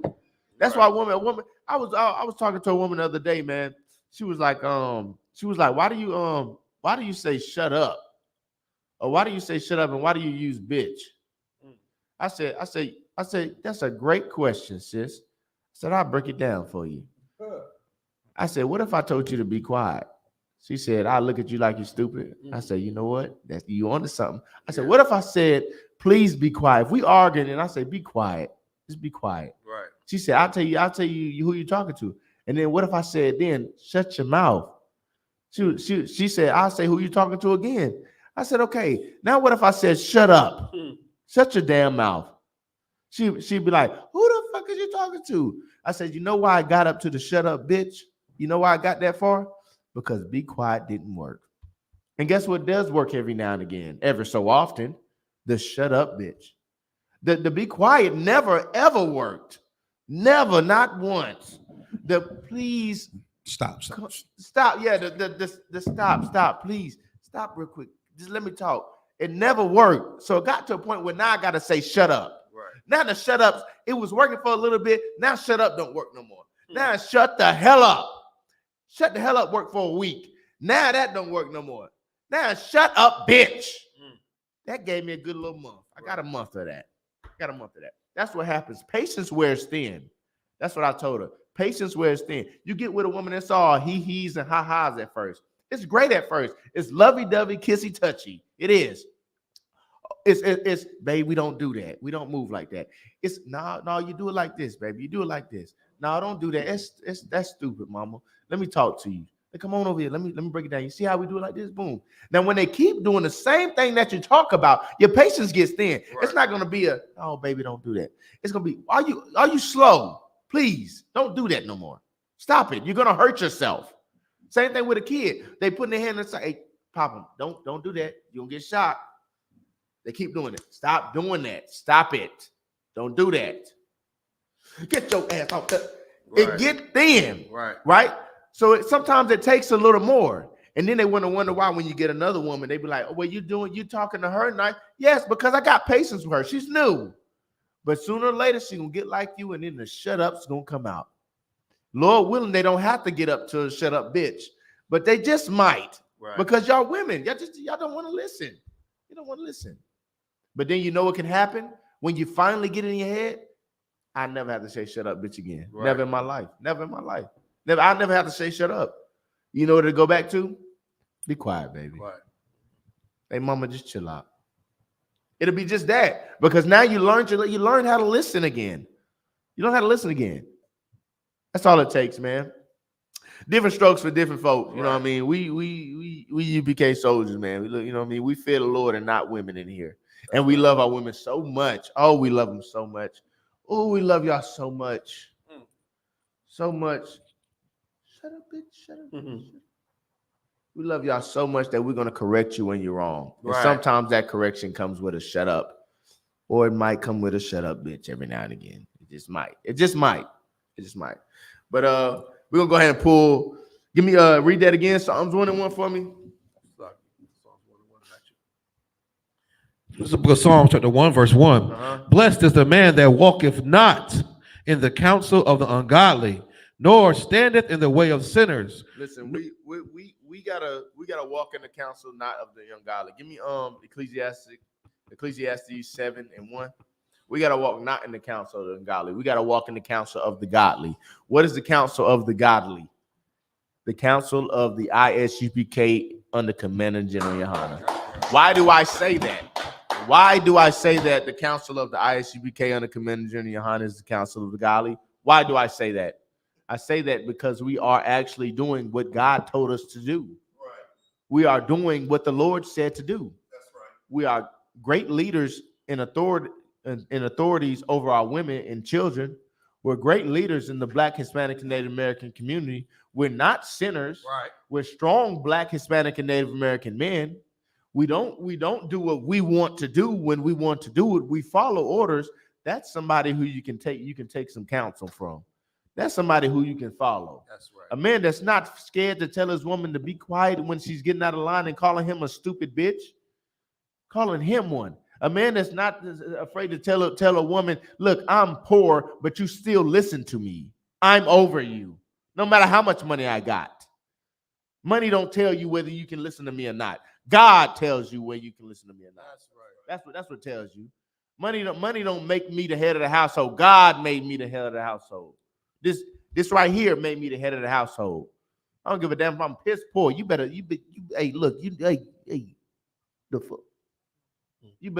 wreck yourself. You hear me? Okay. No, I mean, give me you got that Ecclesiastes 7:1. Okay. This is Ecclesiastes chapter 7 and verse 1. Right. A good name is better than precious ointment, and the day of death than the day of one's birth. Ointment, right? Ointment is like perfume, a rare oil, right? A good name is better than what? A good name is better than precious ointment. You hear people all day, man, all day, every day in America. Your friends, family always talk about I don't care what they think about me. I don't care what they got to say about me. Who are they? They don't mean nothing. Well, I got some news for you. Your reputation is everything, man. Your reputation is how people will know to follow you or not. I'm not gonna follow nobody who's a rapist, robber, and murderer. That's his reputation. I'm not about to follow a leader that lies and steals and cheats. That's his reputation. Your reputation is everything, all that you have in this kingdom. It's all that you have. And your name is all that you're going to carry with you throughout your life. So if you're known as a lying, stealing, manipulative man, woman, or child, guess what you're going to be? A lying, stealing, manipulative man, woman, and child. And that's what people are going to see you as. Who's going to want to deal with the lying, stealing, manipulative man, woman, or child? No one. No one. What if you're an honest, kind, strong black man, Hispanic man, Native man? People are going to look up to that. People are going to see that, and they're going to want to follow you. Your reputation is what? Go ahead. Slakia. The book of Ecclesiastes, chapter 7 and verse 2. You want to do verse 1 again? Start 1. Verse 1. A good name is better than precious ointment. A good name is better than them smell goods, some $300 with Bangladesh cologne or whatever. Go ahead. And the day of death. And your day of death? Go ahead. Than the day of one's birth. Why is it saying that, man? The day of death better than one's birth.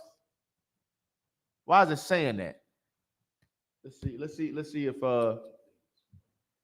see if somebody online get it, man. Why is the day of your death date better than your day of birth? Why is that?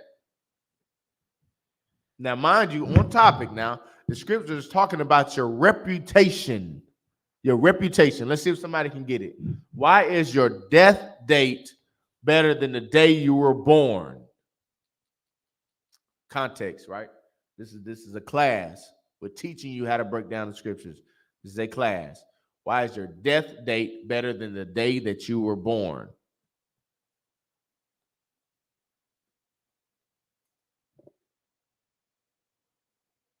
I know they still tuned in. I know they is. We ain't nowhere to see who's still watching. On YouTube. They over there. They up there? Probably type it in. Okay. Your death date. Why is your death date better than the day you were born? Book of Ecclesiastes chapter 7, verse 1. A good name is better than precious ointment, and the day of death than the day of one's birth.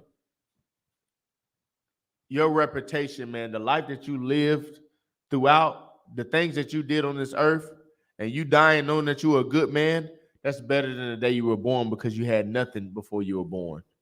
You had nothing. The day you were born has no value. The day that you died, the man that you were when you died, that's where your value is. Your value is in your whole life. The life that you lived before you died, that man that they're going to remember you as, that's the value right there. Oh, he was a good man. He saved lives. He put his life on the lines for Blacks, Hispanics, and Native American Indians. He stopped smoking cigarettes and taught me how to do so. He got his mother off of crack cocaine. He took strippers off the stripper poles and made them dress right and got them a sound husband. And now they shutting up and listening and doing what the Lord say do. He stopped eating pork, shrimp, crab, and lobster, and he saved thousands and thousands of lives. He lived a good life. A good life. That's why the day of your death is better than the day you were born. Right. What did you do before you were born? Nothing but grow. You just sat there. The day of your birth. Who said? Why would you celebrate the day of your birth at all? Why would anybody celebrate that? For what? Go ahead. No, Salakia, we're born into sin, essentially. That's right. You think about all the things from, your birth until the time you came into the school. Right. And that old man was put to death. You know what I mean? Think about all that sin, all that wickedness, all that evil. Right. And, if you skip down to Ecclesiastes 7 and 8, it says, better is the end of a thing than the beginning thereof. Right. And the patient in spirit is better than the proud in spirit. It's not worse than being an old fool. That's right.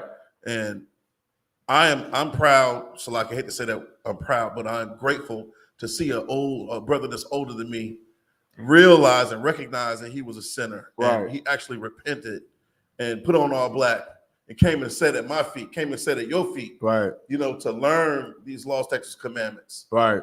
So that's what that is, to be better than the end of a thing. That's right. Than the beginning thereof. You think about what we're born into hell. Right. Man. Right. The ending of America is the best thing that's going to happen for us. Right. So lock in. Heavy point, because it's just like the thing that we're building now, man, the start of it is not the best of it. Right. It's the end of it when we see it built. When we see what the Lord has established in the earth. That's the best part of it. Right. To sit back and look like, dang, man, we did that. Right. We saved them lives. We got the way, look, they ain't scratching their neck no more. You know what I mean? Hey, look, my brothers ain't throwing away women no more. You know what I mean? That's something to marvel at. That's something to look at and be like, oh man, we did that, bro. We did that.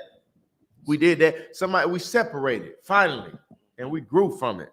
Give me 2 Corinthians 6:14. So, like, if I may, Trooper Darash Ahmad says, because your birth consists of your old life, your death consists of your new life. That's right. Give him a hand.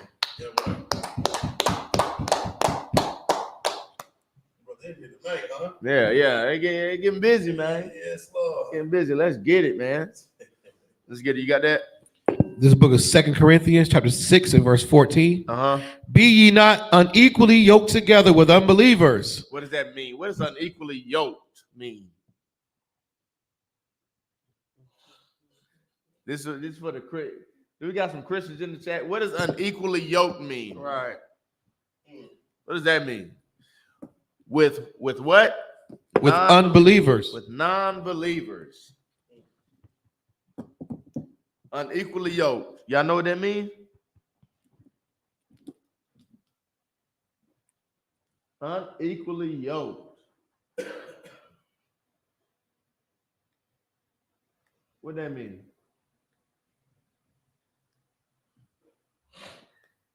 You know what that mean, other one? Come on.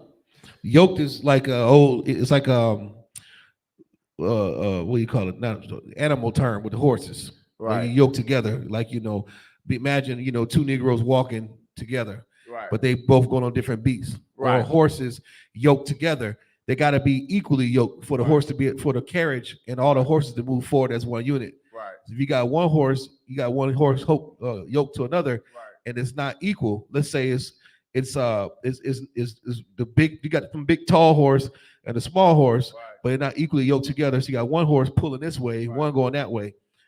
Go Slocky. Yeah, dead ass. He hit on the head. Give him a hand. What it's simply saying is, don't follow someone that's not following what you believe in. Right. If you're an Israelite, don't go and tie yourself to somebody that believes in Buddha.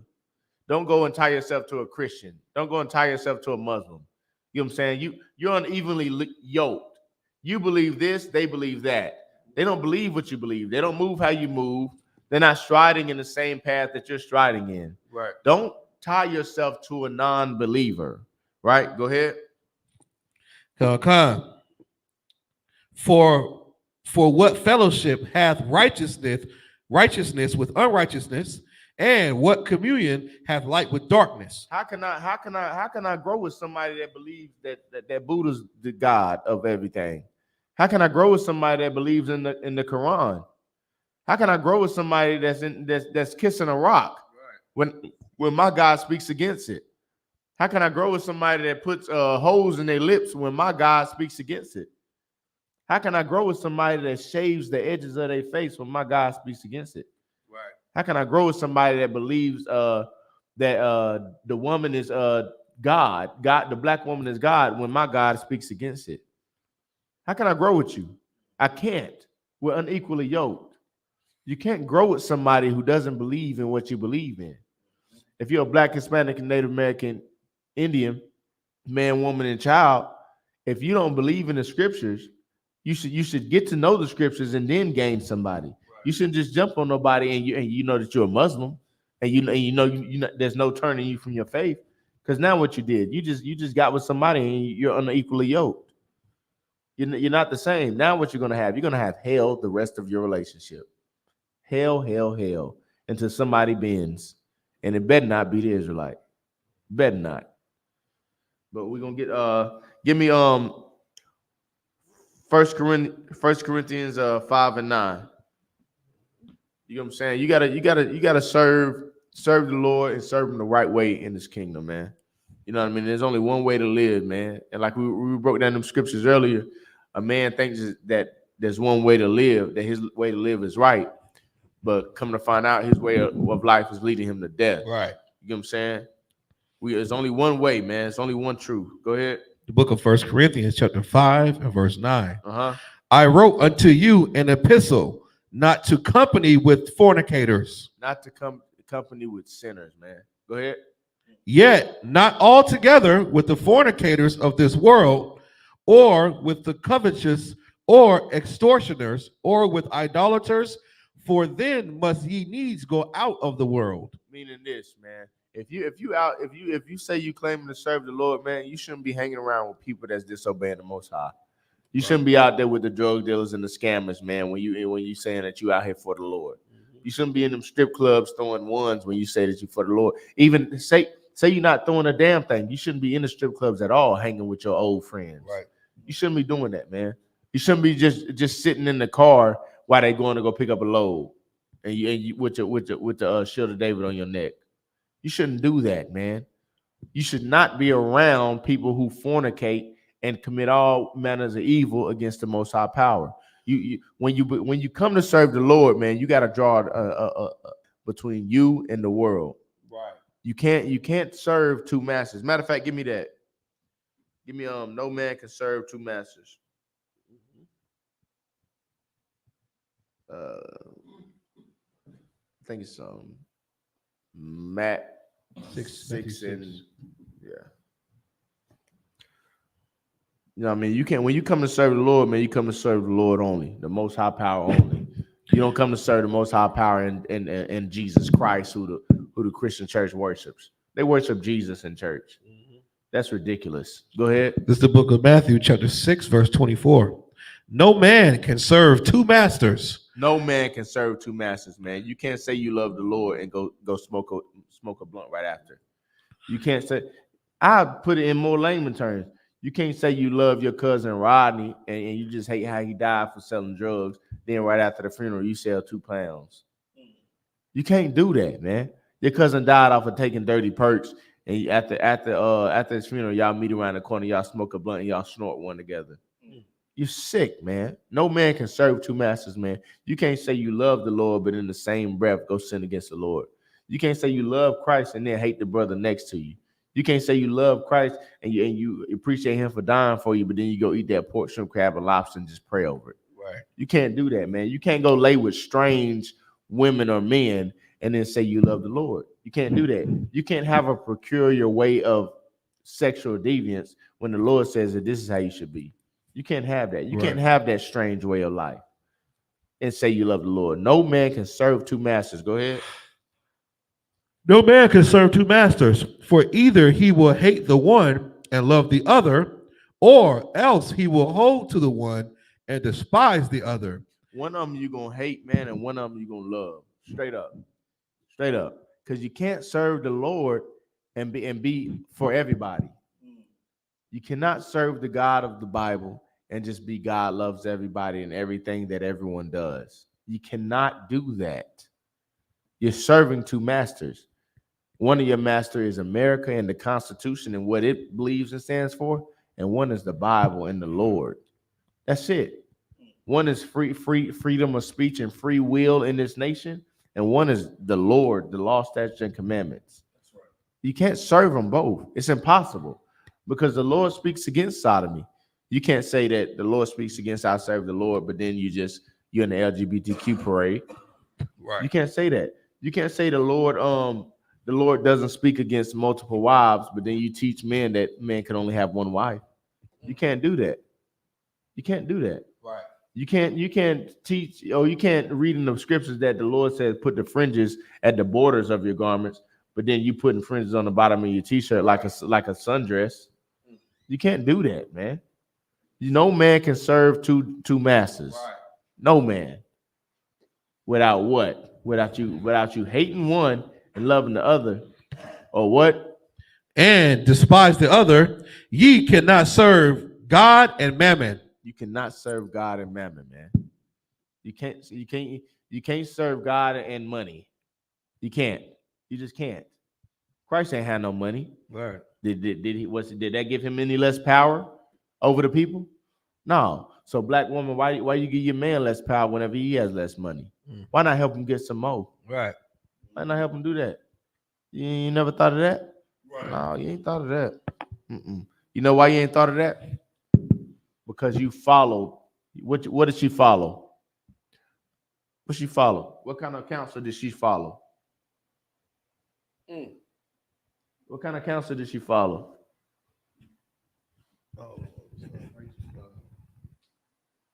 Start with a D.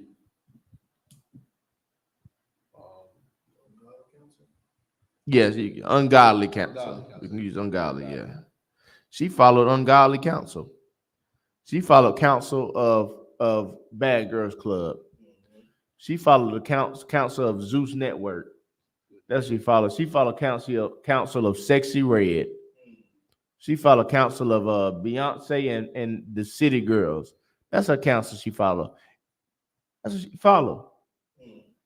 Good night, man. I pray for this next generation, man, because of things that they got to grow up in. And without the I.S.U.P.K, man, the world would be lost. Right. No, so serious, because without the I.S.U.P.K and the Commander in YAHANNA, a lot of these blackity blacks wouldn't even know that they're Israelites.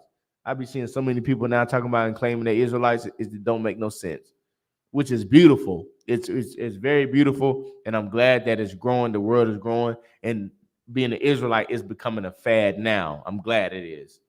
But man, you got to give credit where credit is due, man. All glory unto the Most High Power, man, for using the I.S.U.P.K and the Commander in YAHANNA. You know what I'm saying?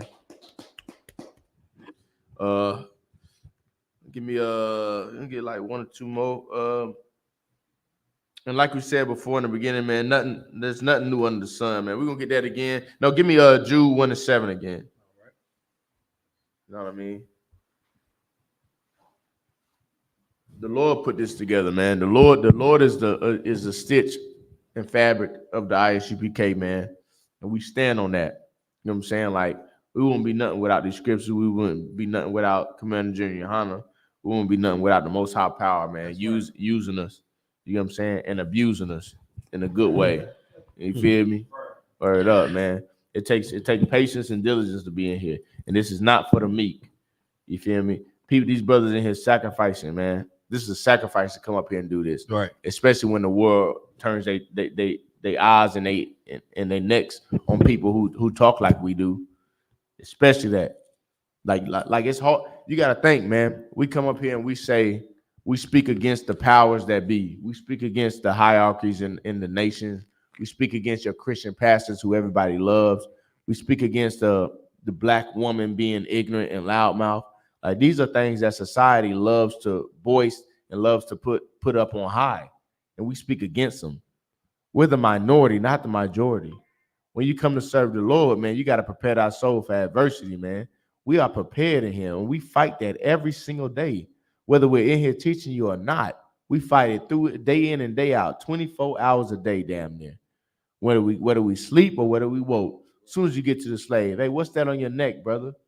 Hey, y'all them brothers downtown with the silver on your thing? Yes, so we are. Y'all a hate group. No, we not. We love more than we hate. Right. Matter of fact, we love you so much that what? We need to be over you so that you can learn how to stop killing your people. Right. And we can stop killing ours. That's how it's gonna be. We're the heroes. We are superheroes in this nation. What do you mean by that? Because the Lord, the Most High, said, when the righteous rule, the earth rejoices, and when the wicked rule, the earth mourns. The earth is mourning because you and your people are ruling. It is mourning. Guess what we are sent here for? We're sent here to save your lives and our lives. How are we going to do that? Because we're going to rule. We're going to be the ones ruling over you and ordering you what to do and how to live your life. And guess what's going to happen to your life? Your life is going to be so much better. Why? Because a black man is ruling over you. That's right. You get what I'm saying? We're superheroes in here. Go ahead, read that. It's the book of Jude, chapter 1 and verse 7. Right. Even as Sodom and Gomorrah and the cities about them in like manner, giving themselves over to fornication and going after strange flesh, are set forth for an example, suffering the vengeance of eternal fire. Like what Officer Zion was saying earlier, man, that was Sodom and Gomorrah for an example, man. That was an example that the Lord made out of our people for doing the wickedness of the world, for separating ourselves from the Most High and joining ourselves into another nation, for not following the counsel of the godly but the ungodly, for not doing what the Lord said do, but what we want to do, for doing what man thought was nice but was leading us to death. God saw it fit to make an example out of Sodom and Gomorrah, so that we would know to never do like that again, to never live our lives like that again, to move differently, to show children to move differently. They had like in Sodom and Gomorrah, they had young men in there, old and young in there. We were teaching our kids wickedness. The Lord had to burn that to start off new, to teach us to teach our kids the right way, to follow the godly. You know what I'm saying? Give me Psalms 1:1 again.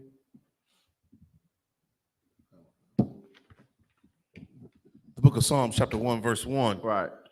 Blessed is the man that walketh not in the counsel of the ungodly. Blessed not is the man that walketh in the counsel of the ungodly, man. That's why I think the I.S.U.P.K and the Commander General YAHANNA, man, we found the counsel of a godly man. Commander General YAHANNA is a godly man. Officer Yahweh is a godly man. Captain TITHES is a godly man. Officer Zion is a godly man. Following the ways of these godly men is what saved our lives. Our ribs following the way of us. Why do they following the way of us? Because we're a godly man. And they're smart to do so. Why are they smart to do so? Because they're showing that they have common sense. And it's common sense to want to live. It's common sense to not want to die. They have common sense. They want to live. And they know that the breath of life is in us. And it's breathing us through the Most High. And we breathe it into them. We're waking their dry bones up. You know what I mean? We're taking them out of that servitude that they was once in. We're waking them up to the truth and the power of the Most High God, man. Go ahead. You got some other one? Oh, no, Salakia, you know, and that's heavy that you said that, because when you think about Commander General YAHANNA and why we follow him, right? You know, we can validate why he says for us to keep the Passover, right?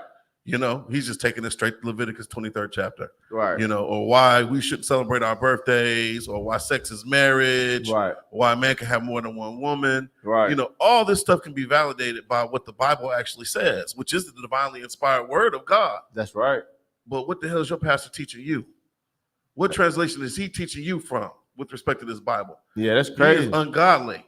You know, he's teaching against the God of this Bible. Right. You know, and so that's a very heavy point for you to acknowledge, you know, the men that we follow in here, because they follow the example that Christ set. That's heavy that you said that, man. That's that following them two masters. Give me Deuteronomy 22. That's that following them two masters, man. Heavy point, man. Yeah, give me the ox and the ass. That's us. That's us. Let's get it, man. Let's separate. Let's draw a line, man. For those out there listening, man, again, with the I.S.U.P.K under Commander General YAHANNA, 1 West Start at 125th Street, Harlem, New York, man. We are not affiliated with any other Hebrew Israelite group. Please do not confuse us with any other Hebrew Israelite group, right? We're the only ones doing the work of the Lord, the actual work of the Lord, putting in the work of the Lord like we should do, right? And if they saying different, man, tell them come holler at us. They know the email, the website. You know what I mean? They can hit us up just like you can. You know what I'm saying? Get in class, tell them to get in class. Do you want to be a trooper in the school, man? Get in all black. Come in class. We got classes Monday through Friday, 7 to 9. Get with it, get lost. You feel me? We teach a man, if you're a little weak in certain areas, we'll strengthen you. You know what I'm saying? You're a woman. You want to learn how to shut your mouth and cover yourself up and add value to yourself as a woman. Come on in here. You want to learn how to lead your kids. If you're a single mom, come on in here. The Lord willing, with the Lord will provide you a man or just teach you how to be a good widow. You know what I'm saying? All in all, we got the key to the streets in here. We saving lives and wives. You know what I'm saying?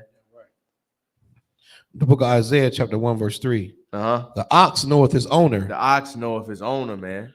And the ass his master's crib. And the ass his master's crib. Go ahead. But Israel doth not know. My people doth not consider. But Israel don't know. The ox know his master, and the ass his what? His master's crib. His master's crib. But Israel, these two animals know where they belong. But us blacks, Hispanics, and Native American Indians, we do not know where we belong, man. We think we belong in them Muslim mosques. We think we belong in them strip clubs. We think we belong on them corners, right? We think we belongs in all these segments of society which we don't fit in. Right. You got to think about it, man. When we go into these segments, we just never sit right. We never sit right. We go into these, we try to get like, what they get, them degrees and stuff to try to fit in with the different societies, the white societies, but you never will be accepted like they'll accept when they own. Well, how about this? How about we accept our own? How about we accept the law, statutes, and commandments that was given to blacks, Hispanics, and Native Americans? And how about we come together and we grow on that? We can grow on it. We can be successful on that. You know You know what I mean? That's something that we can hinge to. That's something that we can take hold of. That's something that we can grip and we can grow with. You know what I'm saying? That's something that we can teach our kids. How about we hinge on that? How about we stop trying to fit in with everybody else and let's figure out what we got going already and build on that. Right. You know what I'm saying? We all at the bottom. We all suffering down. We all know somebody on drugs. We all know somebody in prison. We got more in common than we think. How about we use that and come together and come up with solutions? How about we do that? How about we unify? How about we unify? How about we learn how to forgive? Like last week class, how about we unify? In order to unify, what you first got to do, you first got to forgive, right? So if we can't forgive one another, if we can't forgive, we're not gonna never be able to come together, right? We hate one another in this society, and if we don't realize that, we're wicked people, we'll never change. We'll never change. Like General Muhammad said this once. He was like, to join the I.S.U.P.K is to join the losing team. It's beautiful. I love the losing team. You know why? Because we ain't got nowhere to go but up. Nowhere to go but up. We at the bottom, man. We don't have nowhere to go but up.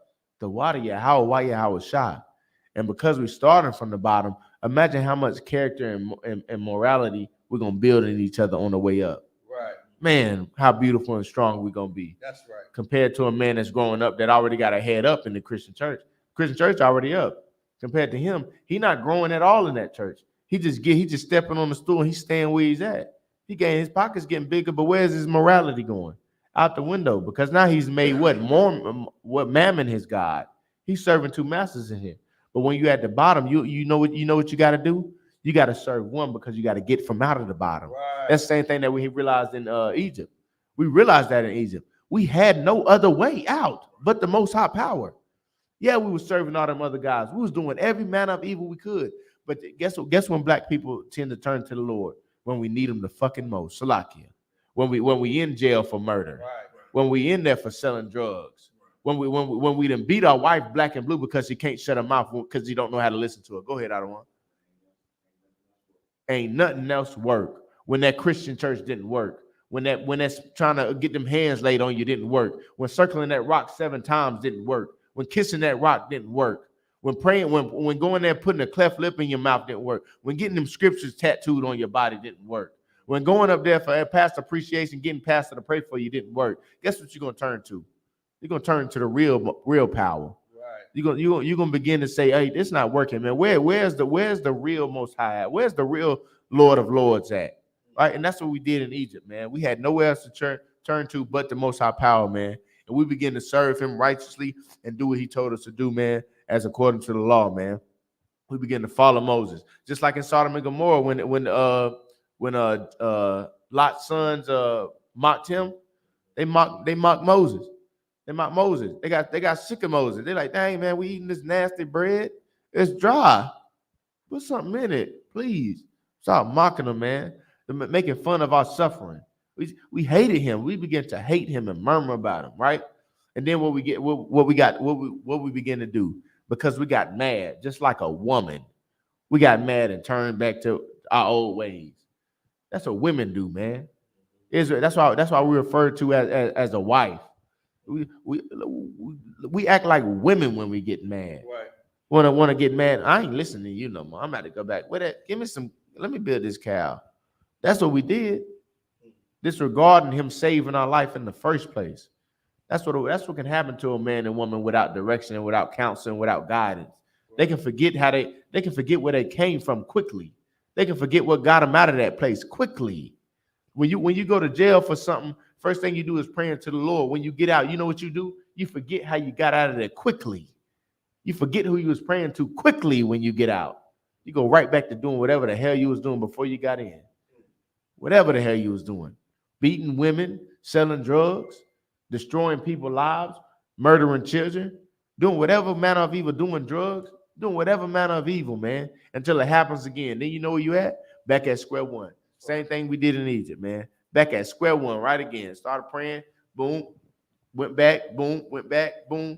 We're stubborn people, man. But one day we're not gonna have no other choice but to get it right. No other choice, just like they did in Egypt. One day we're not gonna have no other way to turn to but the Most High power. And by then it's gonna be too late. That's right. It's gonna be too late, man. It's going to be too late. That's why you need to thank the Lord. Everybody out there watching, you need to share this video. You need to thank the Lord for the I.S.U.P.K under Commander General YAHANNA, because we're the only ones putting in work to save your damn life, to get you right, man, before the Lord come back. You know what I'm saying? War is at hand, man, and it's right around the corner, whether you know it or not. Just as you damn near can touch it. Right. You know what I'm saying? Let me see. Let me get Zephaniah 2:1. We'll end it with that. You know what I mean? We serve a mighty power in here, man. We serve a righteous God. We serve a God of order, a God of stability. You know what I'm saying? Go ahead. The book of Zephaniah, chapter 2 and verse 1. Gather yourselves together. Gather yourselves together. Come together, man. Go ahead. Yea, gather together, O nation, not desired. You people that are hated most in society, you people who they look down upon, who they frown upon, you people who they spit at, gaze at, and side eye, you people who are first hired, last hired, and first fired, you people with the nappy heads and beards, you people with the burnt skin, you people with the ghettos, you people out there, you people on Section 8, you people with the food who got to depend on food stamps, who got to depend on welfare, you people, go ahead. Gather yourselves together. Yea, gather together, O nation, not desired. Gather together, man. You people struggling, man. How about you do this? How about you struggle together? How about you come together and realize that, hey, one